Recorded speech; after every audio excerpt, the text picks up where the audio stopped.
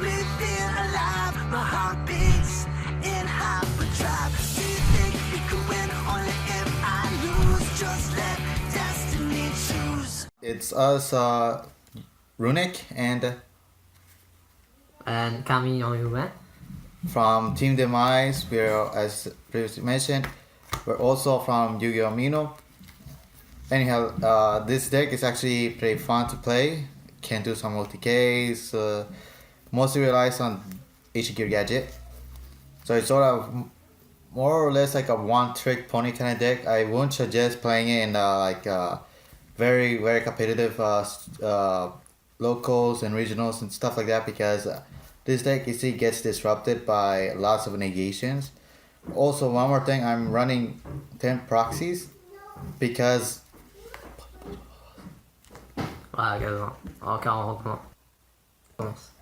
okay. Hello everyone, it's us, Runic, Dustin, and Kami no Yume. from Team Demise, coming at you with a deck profile of gadgets. I'm gonna say that this deck is really fun, can do a couple of TKs, more or less of a one-trick pony. I would not recommend playing this at very competitive places like locals that plays lots of meta and regional stuff like that, because this deck really relies on somehow getting out to Gear Gadget for a whole lot of plays. I am running 10 proxies in here because I don't have enough money right now to purchase what's missing, and also a friend of mine has 3 turntables which I needed in this deck, but there is, and I doubt he would have borrowed it. So But usually he used the turntable to add the Toon Cyber Dragon. yeah, but I had to remove that proxy of Toon Cyber Dragon because it kept clogging my hand, and I don't have a Cyber Dragon Infinity and Nova in my extra deck. So pretty much I had to remove that, and I did not want to keep proxying cards. I prefer playing with actual cards, and most times you'll mostly see me doing deck profiles with proxies and real cards. I don't like doing them with Yu-Gi-Oh! Pro. Anyways, onto the deck profile. First off, we'll start with the key card and key component, 3 Ancient Gear Gadget. This card's really good. It's in the Ancient Gear Machine Reactor kind of structure deck. It's one of in those. Mostly what your gear uses for, it's Ancient Gear box, add this, use it for material, that's it. However, in gadgets, this is actually a lot more useful because you normal summon it or special summon it, you call spell, trap, or monsters. The opponent cannot use either one of those when you attack with any monsters, which is good. Another thing that this card allows you to do is that you can call red, yellow, green, silver, gold, or even unknown or underused gadget monsters like Gadget Shoulder or other monsters I can't even recall right now. Because those other gadgets are all from different archetypes as well. Some are from this Morphtronic archetype like Gadget Arms. So Ancient Gear Gadget actually helps Morphtronics and gadget monsters, not just Ancient Gear. And this makes you key player in this deck. You're one of your MVPs. Onto the 3 gold and 3 silver. Yes, these are some of the proxies. Sorry, I'm cheap. Anyways, they both serve the same thing. Normal and special summon, you special summon another level 4 machine. They're both lights, which allows you to go into a couple of Xyz plays that requires light materials. And also, if one of them are destroyed, you can special summon another copy, but with a different name. Like if silver is destroyed, special summon gold from deck. Gold destroyed, summon Ancient Gear Gadget for that 2000 defense booty. So yeah, they're pretty much the exact same effects, so I'm not needing much more to explain there. Onto the other gadgets, we run 3 red, 3 green, and 2 yellow. Wow, Now, why 2 yellow? I know this ratio may seems a bit iffy and odd at the same time. Let me explain why. Because personally, I prefer running 2 yellow, 3 green, and 3 red, since I've seen builds around each of 2, but when I see them at 2, I draw my machine duplications and I already ran out of targets, in the deck to use machine duplication on for the Asian Gear Gadget combos. I run 3 reds and 3 greens because most of the times you're gonna add 1 or draw into 1, which you'll use to discard. And then the yellows and reds and greens that remain in the deck are pretty fine. Another thing to notice is that adding 2 yellow won't affect the deck because yellows are also some there for discard fodder. While the ones you mainly want to summon off of machine dupe combos are these 2, red and green. And yeah, like they have its consistency and other stuff, but mainly it's just for the Xyz plays. Onto the agents. I run 3 Symphonic Warrior Guitar and 1 mics. I used to run 3 and 2 respectively.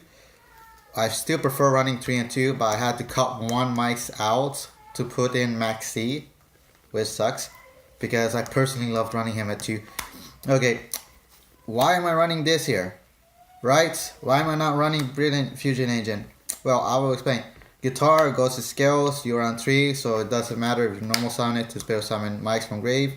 Also, you can pin and summon if need be. And guitar is also one of your discard fodder in the deck.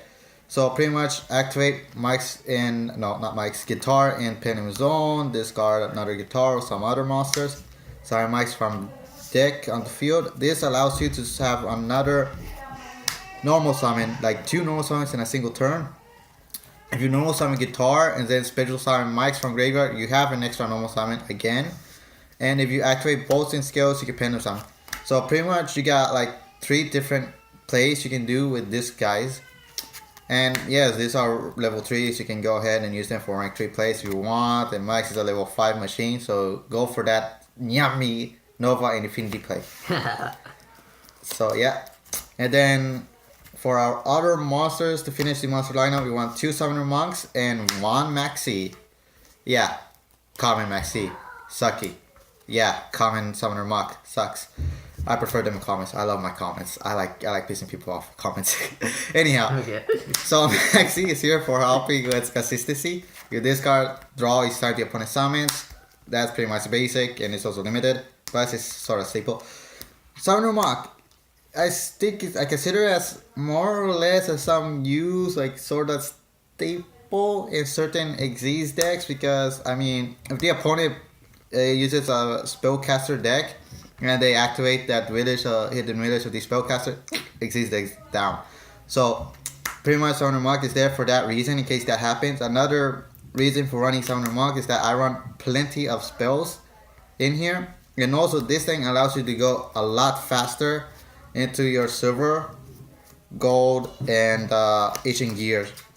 So pretty much this gives you access to these 3, which is good because then you can go to your combo plays. Like say for example, you have a Summoner Monk and 2 or 3 machine dupes.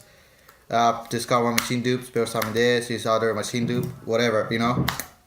And it's not just machine dupe I'm running. I'm also running another spell, which is surprisingly enough isn't ran that much. But let's start with the spells. We run 3 machine duplication staple. Your main target is Asian Gear Gadget. That's it. No other target. So yeah, that's pretty much it. Normal special summon this, use this, spell summon 2 more, call spell trap monster, exist, blah blah blah, name call, activate another, whatever. That's pretty much all there is with machine dupe. Now onto the other spells. We run 3 Infernal Reckless Summon. The reason for why 3 Infernal Reckless Summon and not double summon. So the reason why I'm running 3 Infernal Reckless Summon, as I was trying to say, is pretty much because you don't want double summons and you're running your Symphonic Agent here for your extra normal summons. And also, this thing actually has way more targets than you could think. You have your guitar, you have your Asian Gear, you have your monks, you have your reds, your greens, your yellows, your silvers, and your golds. No, except gold. Yeah, sorry. Not golds. Just silver. The only 2 targets you don't have are mice and gold. These 2 are above 1500 attack. But the disadvantage of Infernal Reckless Summon is that your opponent can also spread summon one of their copies. Yeah, pretty much like if you, for example, here's a combo play I like doing every now and then. Let me just get it out. Oh yeah, here's a combo play. No summon mock effect, which makes go defense automatically. Then you discard a spell, whatever the hell you want. You can spell summon gold, and then if you have No, that's silver. whatever, whatever, it summons gold, and then if you have a silver in hand, you can spell summon silver. And if you have gadgets in hand, like most specifically this guy, you can go into your ancient gear gadget, your red, your yellow, or your like you could go to either ancient gear, yellow, green, or red from hand, and from there you can pretty much it's pretty good right there. Then you can go for exist plays and stuff like that. That's one combo you can do with your machine with summoner mock, but if you went with this, most likely you want to overlay these two and then keep that there. Use this here, get out your other stuff. However, there's another combo I also do, which is interesting. You have your summoner mock as said, alright. This time, you're using machine dupe. You bring out this, or you bring out whatever other level 4 you want, doesn't matter. Then you activate this, you spell summon all your ancient gear gadgets from the deck, hand, or grave. That's good. That's really, really good. Because this allows you to go into your exist plays, do a whole bunch of combos and stuff. Also, it has two conditions. One, the opponent must have at least one face up. And two, your opponent also spell summons from the deck, hand, and or graveyard, except if it's a monster from the extra deck and there's no copy of that monster in graveyard. So pretty much that's the only downside. And the other downside, which is the third, but it doesn't matter, is monsters receiving 100 attack that can only be spell summoned via from a reckless summon. So I'm really glad this kind of got reprinted. And where's the other copy? Ah, here it is. So these are pretty much quick plays. So this is really good. You can set them, activate it to determine the opponents. So yeah, that's one combo you can do there. Another spell traps more spells I run is 3 Twin Twisters because you run a couple discard fodder, also back row removal, most notably to get rid of that dimensional barrier, summon strike, summon warning, and stuff like that. And then you run 3 Toon Table of Contents. This is the main discard fodder for your summoner mock. However, if you want to run a Toon monster, it is best to run Cyber Dragon Toon Cyber Dragon in here, because Toon Cyber Dragon actually helps with going to Nova and Infinity. And then for the last spell is 1 limit removal. It's staple in most machines. I didn't run this until now because I noticed that I could not run over certain stuff. Finally, 1 Jar Avarice, 1 Summon Warning, and 1 Proxy of Lost Wind. Now, Jar Avarice pretty much shuffles 5 cards, which is good because you can shuffle your basic plays. Yeah, like your 2 or 3 of your ancient gears, gadgets, Or your machine dupes, and then shuffle, draw 1, which is good. Summon Warning to negate a summon, which is good. You pay 2,000. And Lost Wind, which is really good and sometimes underused, but mainly decently used. What Lost Wind does is pretty much you activate it, target a Spirit Summon monster, it loses half its attack and its effects are negated entirely, like permanently, unless that monster leaves the field and comes back. Another thing is you can reset it from the graveyard onto the field if the opponent spell summons a monster from the extra deck. And finally, to finish up, we're going for the extra deck. You run 2 Gear Giga X. You only need 2. You can run a third if you want. Reason for running 2 is pretty much you use it to search for another machine. Doesn't even matter. Also, I always use this to search my guitars when need be, which then I use the guitars to get out the mics, which is nice. You pretty much 100% of the times you're gonna have a guitar in your hand. Sometimes you're gonna break with mics, but if you're able to get your guitar, you can pin them summon, which is good. Like this is actually really useful in machine decks. You can run a heavy train Iron Wolf or something like that because they attacks directly, When destroyed, you add a machine of level 4, which is good. However, you don't run any Gear Gaias in this deck, so the other effect is pretty much nullified.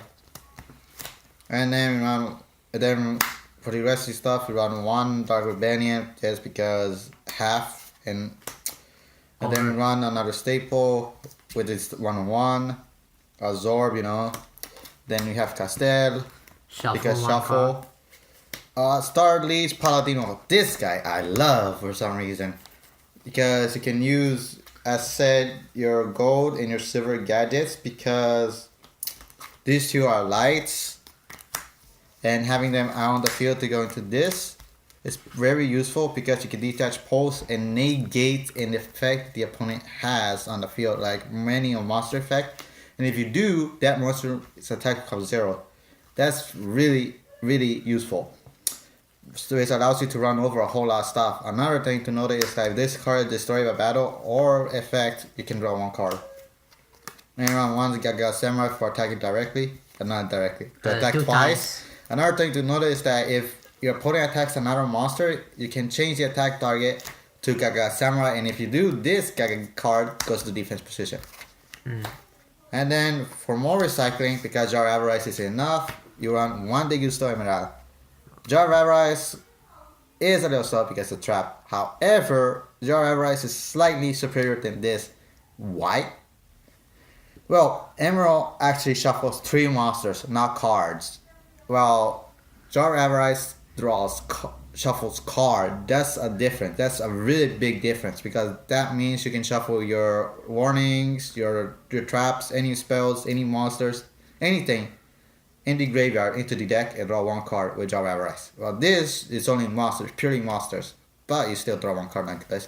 So pretty much Emerald and Jar Avarice are there for recycling. And then you run 1 Gaga Cowboy. Oddly enough, if you go Gaga Cowboy, Gear Gigas, then FO, and then somehow into Lightning, it's game. Because the reason it's game, you bring out Cowboy in defense and you deal 800 and then you do everything else.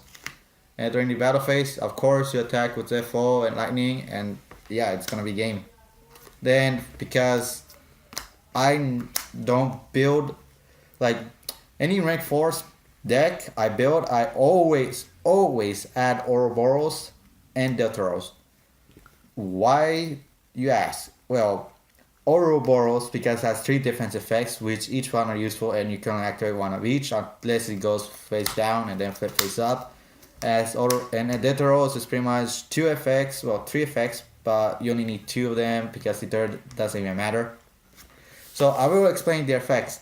Ouroboros, if you can detach 1 material, you can return 1 card on the field to the hand, which is good because imagine that Tyranno, that old Spectator Tyranno, you can return it to the hand. Another thing to notice is that this can also discard a random card from the hand, most specifically the opponent's hand, which is nice. And another last thing to notice is that Ouroboros allows you to detach from material and banish 1 card from the opponent's graveyard. And also, oddly enough, in my Heroic Challenger deck, I can make Ouroboros easily a 5750 beater. Because extra sword. But then Tetros is pretty much there because detach material, pop a card, destroy a card, any card. And then the other effect is as long as it has some materials, your opponent cannot negate any summon you do. Or activate that fun during a chain. The summoning, yes. However, the last effect, it really doesn't matter because Spirit summons Stellar Knight from the graveyard or hand, or I don't know, I don't even know. Let me read this. Spirit summon 1 from hand or deck. Yeah, 1 Terror Knight from hand or deck. You don't run any Terror Knights in here, so you don't even care. And then for the Utopics, Utopia, we run 1 FO because I said combo. Yeah, steal away your monster. Yep, and also Houses of Decay. And then of course, we have the Great O Utopia package, 1 Utopia. If you don't want to go to Lightning, you can leave Utopia there because you can negate at least 2 attacks before it gets destroyed by its own effect. And then you can run 1, like I prefer running this over Prime, even though Prime is also useful. The reason why I prefer running this is there have been some situations I have been with 1,000 life points and below, and this guy's effect comes in very useful because you pretty much deplete the opponent's attack as much as you can, and this card gains that much attack. So, but you have to detach materials. It's kind of iffy, but it really helps to OTK when you're low on life points. And then you got one lightning because you don't have the package without lightning. Yeah. So lightning, pretty much self-explanatory. Attack, nothing can be activated, and also it gets a 5,000 beater. Like the field I normally end with is at least lightning. Like I end with lightning, FO, a Gear Giga part subtypes. Sometimes I use Gear Giga. Sometimes I don't have Gear Giga. I have something else like Stardust Paladino, for example, and mics because mics usually that know some. Now, if you do this board, make sure to have at least one space empty because if you do not, FO will not steal. Which means during link formats, yeah, sure, you may have one in the extra monster zone, but it's most likely gonna be a link monster, and then so you also might have the same board here. So keep that in mind. And I have tested this deck a little bit with a couple of link monster proxies. It actually does play decently link with links. I also know a couple decks like deck spot 1 for that Naturia Beast plays. There's also 1-for-1 to get out the Naturia play. There's a Daily Line for tokens to go into more link plays. Like there's a whole bunch of decks you can run. But this has been my deck build, my personal build that I like enjoying. And that's pretty much it. This has been Runic from Team Demise and Kami no Yume. as well.